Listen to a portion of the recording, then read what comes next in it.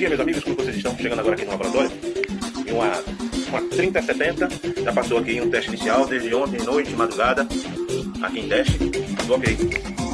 E eu vou passar para vocês uma dica de reparo, tá? Como é que essa placa aí foi reparada. Vamos lá?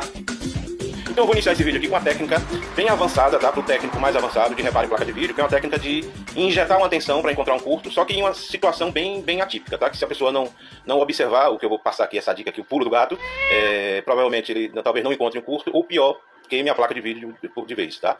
E no final do vídeo eu vou passar umas duas dicas para você, usuário final, gamer, que também é importante observar, tá? Então, eu tô aqui com o Super Vinícius, tá pegando a camisa aí do Super, tá? Então aqui é a 3070, que ele já identificou, já diagnosticou, já fez um pré-reparo, né? Ainda vai passar por alguns testes, mas já tá praticamente reparada, tá?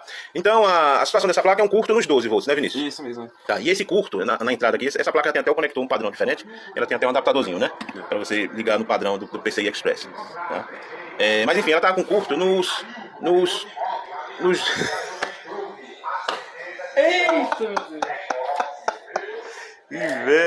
Curto nos 12 volts. Então uma técnica para você identificar onde está o curto é você injetar a tensão com a fonte, né? Você injeta a tensão e um determinado componente que está em curto, normalmente ele esquenta. Então você pode identificar quem está esquentando usando a técnica do álcool isopropílico, você borrifa, né? E o álcool onde evaporar mais rápido está ali o curto. Você pode usar uma câmara térmica, como uma dessa aqui, ou então uma câmara de bancada, ou o dedômetro mesmo, né? Que funciona também. Você vai injeta a tensão lá na alimentação dos 12 volts e vai com o dedo vendo onde está esquentando. Funciona também. Só que o primeiro detalhe aqui, que se esse curto dos 12 volts for na linha de alimentação, se for nos MOSFETs ou no DRMOS, responsável pelas fases de alimentação do chip gráfico, esses 12 volts vai para o chip gráfico. E já era. Se injetar 12 volts aqui e o curto for na alimentação do chip gráfico, ou for na alimentação das memórias, perdeu a placa. Tá? Porque um chip gráfico desse trabalha com 1 volt. Você está jogando 12. As memórias aqui trabalham com 1,3, 1,5, você está jogando 12. No primeiro minuto, ao injetar a tensão aqui, se você injetar os 12 volts, queimou a placa. Tá? Então você não pode injetar mais do que 1 volt aqui. Tá? Você injeta 1 volt e verifica aqui com o voltímetro qual a alimentação que surge tensão. Você injetou 1 volt aqui no curto, 1 volt no lugar dos 12. E surgiu uma tensão aqui nessas bobinas do VCore, então o curto está aqui. Se surgiu uma tensão nas bobinas da memória, o curto está aqui. Tá? Só que nessa situação aqui de um curto violento, de um curto de baixíssima resistência, com 1 volt só você não consegue gerar calor suficiente para identificar o componente. Tá? Porque a resistência dos próprios cabos que você está da sua fonte que você está injetando a tensão aqui, a resistência é maior do que o curto em si. Então o que esquenta é os cabos. E a placa fica lá fria, você não consegue. Então você precisaria de mais tensão, tá? Mais tensão, mais corrente para provocar um aquecimento do componente aqui que está em curto. Só que você não pode injetar mais de 1 volt. Porque se 1 volt que você injetar aqui pode estar indo para a GPU ou para as memórias. Então aí é que está o pulo do gato, né? Como é que você resolve, como é que você sai dessa situação? Vou lhe mostrar agora. Olha lá, vamos lá, Vinícius. Isso tudo é a técnica que o Vinícius utilizou, tá? Então aqui você tem os MOSFETs de alimentação do VCore, né? Então aqui, deixa eu ver aqui. Aqui você tem um MOSFET de alta que recebe lá os 12 volts, tá vendo que tá em curto, né? E esses 12 volts, ele vem pra cá, ó, e aqui, passa pela bobina e gera o NVDD, que é a tensão que vai pro chip gráfico, tá? Então por isso, se você injetar, normalmente quem queima é esse MOSFET de alta aqui. Então se você injetar 12 volts aqui, esses 12 vem, ele tá em curto e vai lá pro chip gráfico, tá?